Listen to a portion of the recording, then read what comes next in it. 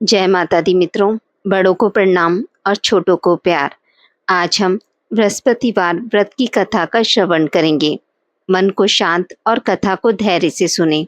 कथा को पूरा सुनने से उसका पूर्ण फल मिलता है। चलिए शुरू करते हैं। ओम श्री बृहस्पति नमः। देवगुरु बृहस्पति को बुद्धि और शिक्षा का कारक माना जाता है। गुरुवार को बृहस्पति देव की पूजा करने से धन, विद्या, मान सम्मान, प्रतिष्ठा और कई अन्य मनोवांछित फल की प्राप्ति होती है। धार्मिक ग्रंथों के अनुसार गुरुवार को भगवान बृहस्पति की पूजा का विधान है। गुरुवार के दिन व्रत और कथा सुनने से घर परिवार में सुख समृद्धि बनी रहती है।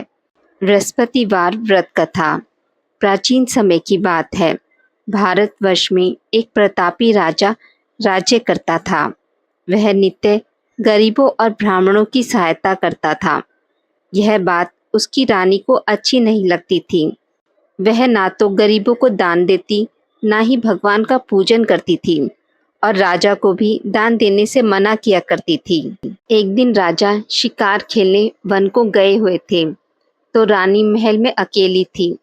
उसी समय बृहस्पति देव साधु वेश में राजा के महल में भिक्षा के लिए गए और भिक्षा मांगी। रानी ने भिक्षा देने से इनकार किया और कहा, हे साधु महाराज, मैं तो दान पुण्य से तंग आ गई हूँ। मेरे पति सारा धन लुटाते रहते हैं। मेरी इच्छा है कि हमारा धन नष्ट हो जाए, फिर ना रहेगा बांस, ना बजेगी बांसुरी। साधु ने कहा, देवी, तुम तो बड़ी विचित्र हो।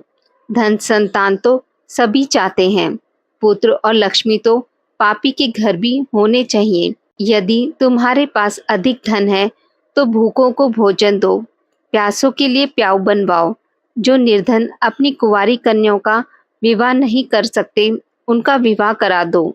ऐसे और कई काम हैं जिनके करने से तुम्हारा यश लोक परलोक में फैलेगा। परंतु रानी पर उपदेश का कोई प्रभाव नहीं पड़ा। वह बोली, महाराज, आप मुझे कुछ न समझाएं। मैं ऐसा धन नहीं चाहती जो हर जगह बांटती फिरूं। साधु ने उत्तर दिया, यदि तुम्हारी ऐसी इच्छा है तो तथास्तु। तुम ऐसा करना, बृहस्पतिवार को घर लीपकर पीली मिट्टी से अपना सिर धोकर स्नान करना, भट्टी चढ़ाकर कपड़े धोना। ऐसा करने से तुम्हारा सारा धन नष्ट हो जाएगा। इतना कहकर वह साधु महाराज वहां से अलोप हो गए। साधु के अनुसार कई बातों को पूरा करते हुए रानी को केवल 3 बृहस्पतिवार ही बीते थे कि उसकी समस्त धन संपत्ति नष्ट हो गई। भोजन के लिए राजा का परिवार तरसने लगा। तब एक दिन राजा ने रानी से बोला कि हे रानी, तुम यहीं रहो, मैं दूसरे देश को जाता हूँ, क्योंकि यहाँ पर सभी लोग मुझे जानते हैं, इसलिए मैं कोई छोटा कार्य नहीं कर सकता। ऐसा कहकर राजा परदेश चला गया। वह वहाँ जंगल से लकड़ी काटकर लाता और शहर में बेचता। इस तरह वह अपना जीवन व्यतीत करने लगा। इधर राजा के परदेश जाते ही रानी और दासी दुखी रहने लगी। एक बार जब रानी और दासी को 7 दिन तक बिना भोजन रहना पड़ा तो रानी ने अपनी दासी से कहा, हे दासी, पास के नगर में मेरी बहन रहती है। वह बड़ी धनवान है। तू उसके पास जाकर कुछ ले आ, ताकि थोड़ी बहुत गुजर बसर हो जाए। दासी रानी की बहन के पास गई। उस दिन गुरुवार था और रानी की बहन उस समय बृहस्पतिवार व्रत की कथा सुन रही थी। दासी ने रानी की बहन को अपनी रानी का संदेश दिया, लेकिन रानी की बड़ी बहन ने कोई उत्तर नहीं दिया। जब दासी को रानी की बहन से कोई उत्तर नहीं मिला तो वह बहुत दुखी हुई और क्रोध भी आया। दासी ने वापस आकर रानी को सारी बात बता दी। सुनकर रानी ने अपने भाग्य को कोसा। उधर रानी की बहन ने सोचा कि मेरी बहन की दासी आई थी, परंतु मैं उससे नहीं बोली, इससे वह बहुत दुखी हुई होगी। कथा सुनकर और पूजन समाप्त करके वह अपनी बहन के घर आई और कहने लगी, हे बहन, मैं बृहस्पतिवार का व्रत कर रही थी। तुम्हारी दासी मेरे घर आई थी, परंतु जब तक कथा होती है तब तक ना तो उठते हैं और ना ही बोलते हैं, इसलिए मैं नहीं बोली। कहो दासी क्यों आई थी? रानी बोली, बहन तुमसे क्या छिपाऊं, हमारे घर खाने तक को अनाज नहीं था। ऐसा कहते कहते रानी की आंखें भर आई।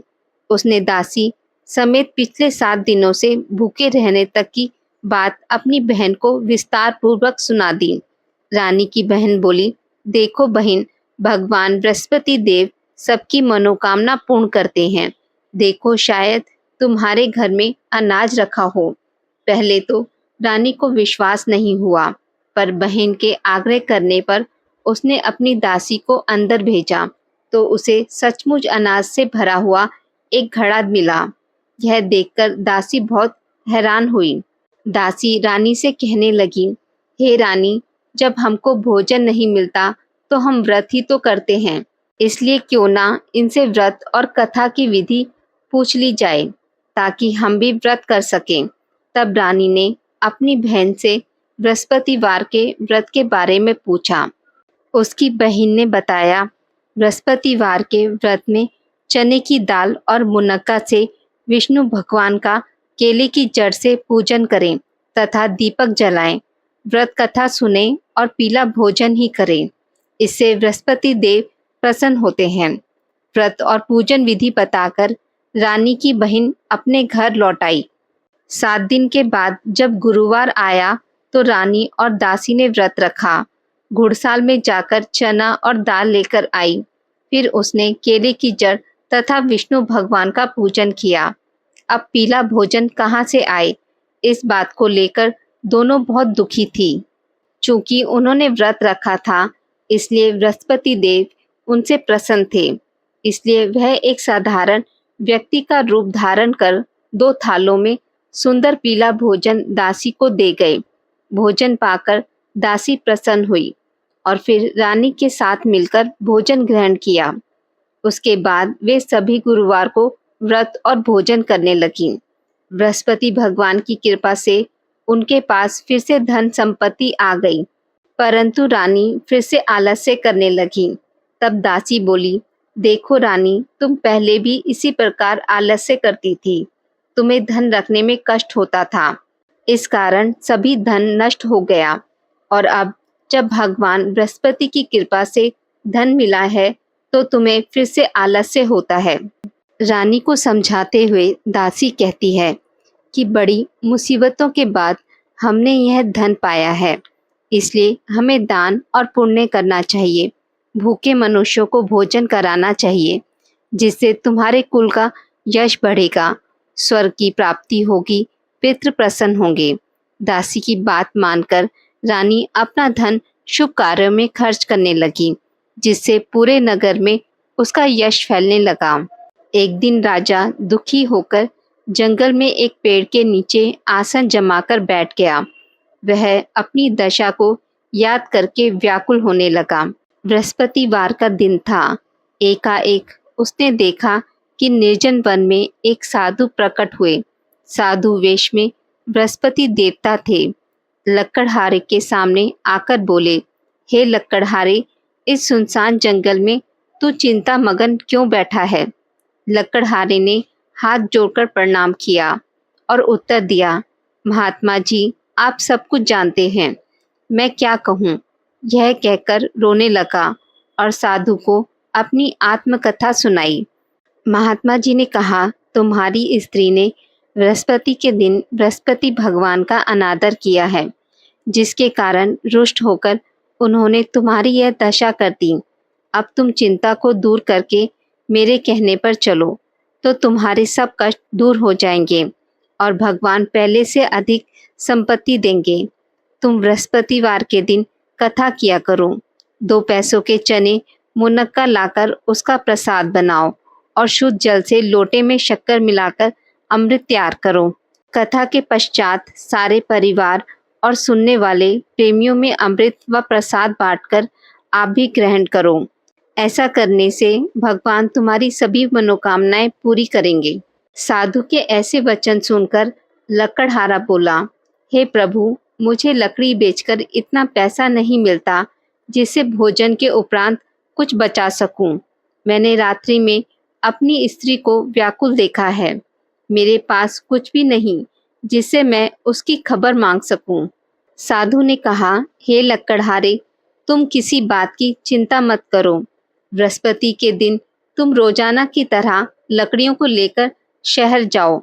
तुमको रोज से दुगना धन प्राप्त होगा, जिससे तुम भली भांति भोजन कर लोगे तथा बृहस्पति देव की पूजा का सामान भी आ जाएगा। इतना कहकर साधु अंतर्ध्यान हो गए। धीरे धीरे समय व्यतीत होने पर फिर वही बृहस्पतिवार का दिन आया। लकड़हारा जंगल से लकड़ी काटकर किसी शहर में बेचने को गया। उसे उस दिन और दिनों से अधिक पैसा मिला। राजा ने चना गुड़ आदि लाकर गुरुवार का व्रत किया। उस दिन से उसके सभी कलेश दूर हो गए। परंतु जब दोबारा गुरुवार का दिन आया तो बृहस्पतिवार का व्रत करना भूल गया। इस कारण बृहस्पति देव नाराज हो गए। उस दिन उस नगर के राजा ने विशाल यज्ञ का आयोजन किया तथा शहर में यह घोषणा करा दी कि कोई भी मनुष्य अपने घर में भोजन न बनावे, न आग जलावे। समस्त जनता मेरे यहाँ भोजन करने आवे। इस आज्ञा को जो नहीं मानेगा उसे फांसी की सजा दी जाएगी। इस तरह की घोषणा संपूर्ण नगर में करवा दी गई। राजा की आज्ञा अनुसार शहर के सभी लोग भोजन करने गए, लेकिन लकड़हारा कुछ देर से पहुंचा, इसलिए राजा उसको अपने साथ घर लिवा ले गए और ले जाकर भोजन करा रहे थे तो रानी की दृष्टि उस खूंटी पर पड़ी जिस पर उसका हार लटका हुआ था। वह वहां पर दिखाई नहीं दिया। रानी ने निश्चय किया कि मेरा हार इसी मनुष्य ने लिया है। उसी समय सिपाहियों को बुलाकर उसको कारागार में डलवा दिया। जब लकड़हारा कारागार में पड़ गया और बहुत दुखी होकर विचार करने लगा कि ना जाने कौन से पूर्व जन्म के कर्म से मुझे यह दुख प्राप्त हुआ है, और उसी साधु को याद करने लगा जो कि जंगल में मिला था। उसी समय तत्काल बृहस्पति देव साधु के रूप में प्रकट हुए और उसकी दशा को देखकर कहने लगे, अरे मूर्ख, तूने बृहस्पति देव की कथा नहीं करी, इसी कारण तुझे दुख प्राप्त हुआ है। अब चिंता मत कर। बृहस्पतिवार के दिन कारागार के दरवाजे पर 4 पैसे पड़े मिलेंगे। उनसे तू बृहस्पति देव की पूजा करना, तेरे सभी कष्ट दूर हो जाएंगे। बृहस्पति देव के दिन उसे 4 पैसे मिले। लकड़हारे ने कथा कही। उसी रात्रि को बृहस्पति देव ने उस नगर के राजा को स्वप्न में कहा, हे राजा, तूने जिस आदमी को कारागार में बंद कर दिया है वह निर्दोष है, वह राजा है, उसे छोड़ देना। रानी का हार उसी खूंटी पर लटका हुआ है। अगर तू ऐसा नहीं करेगा तो मैं तेरे राज्य को नष्ट कर दूंगा। इस तरह रात्रि के स्वप्न को देखकर राजा प्रातःकाल उठा। खूंटी पर हार देखकर लकड़हारे को बुलाकर क्षमा मांगी तथा लकड़हारे को योग्य सुंदर वस्त्र आभूषण देकर विदा कर दिया। बृहस्पति देव की आज्ञा अनुसार लकड़हारा अपने नगर को चल दिया। राजा जब अपने नगर के निकट पहुंचा तो उसे बड़ा आश्चर्य हुआ। नगर में पहले से अधिक बाग, तालाब, कुएं तथा बहुत सी धर्मशाला, मंदिर आदि बन गई हैं। राजा ने पूछा, यह किसका बाग और धर्मशाला है? तब नगर के सब लोग कहने लगे, यह सब रानी और बांदी के हैं।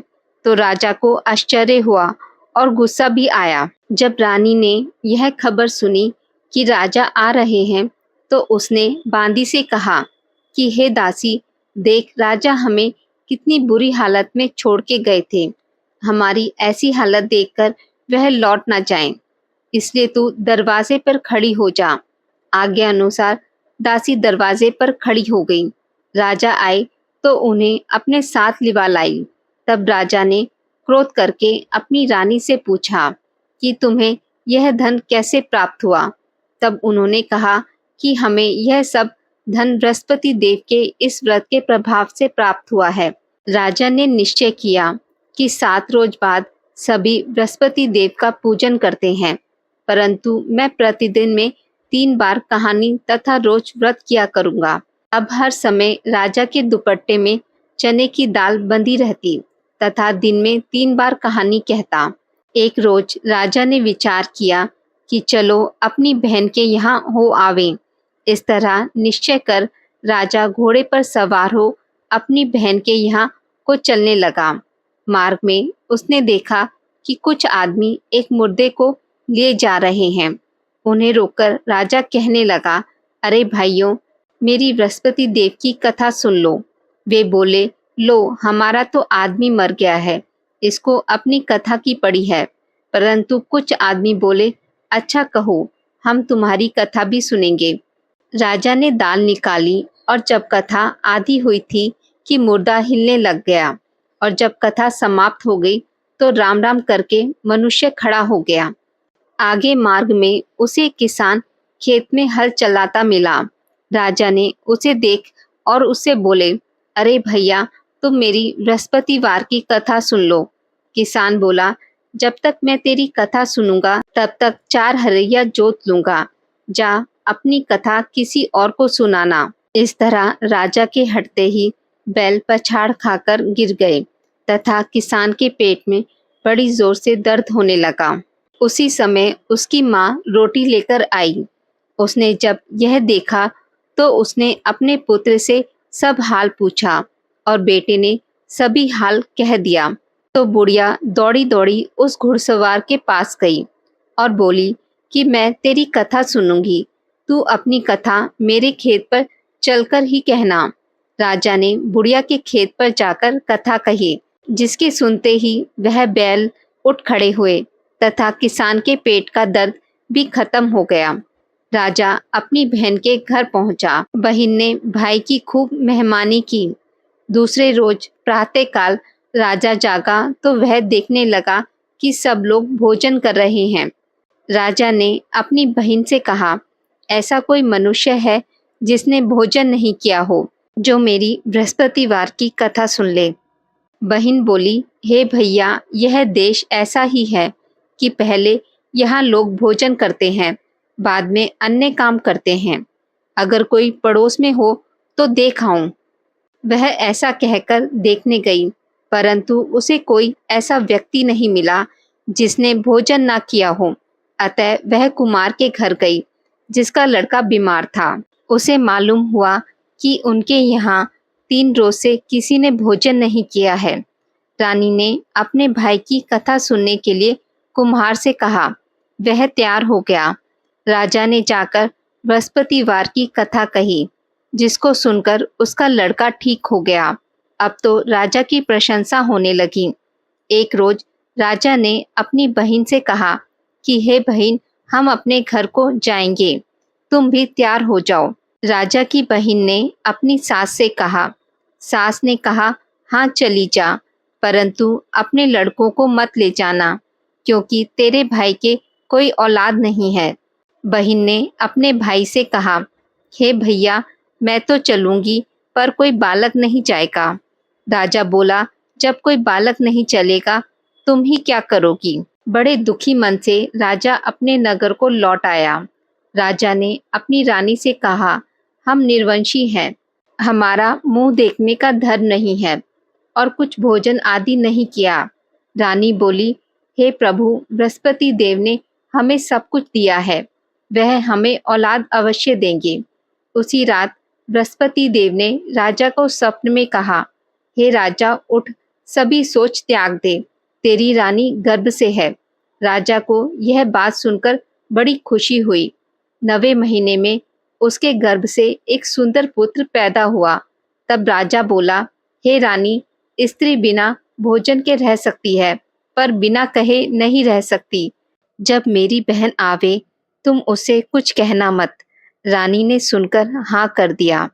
जब राजा की बहन ने यह शुभ समाचार सुना तो वह बहुत खुश हुई तथा बधाई लेकर अपने भाई के यहाँ आई। तभी रानी ने कहा, घोड़ा चढ़कर तो नहीं आई, गधा चढ़ी आई। राजा की बहन बोली, भाभी, मैं इस प्रकार ना कहती तो तुम्हें औलाद कैसे मिलती। बृहस्पति देव ऐसे ही हैं, जैसे जिसकी मन में कामनाएं हैं सभी को पूर्ण करते हैं। जो सद्भावना पूर्वक बृहस्पतिवार का व्रत करता है एवं कथा पढ़ता है अथवा सुनता है, दूसरों को सुनाता है, बृहस्पति देव उसकी सभी मनोकामना पूर्ण करते हैं।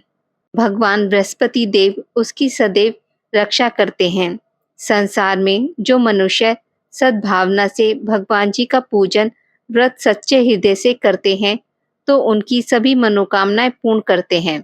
जैसी सच्ची भावना से रानी और राजा ने उनकी कथा का गुणगान किया तो उनकी सभी इच्छाएं बृहस्पति जी ने पूर्ण की थी। इसलिए पूर्ण कथा सुनने के बाद प्रसाद लेकर जाना चाहिए।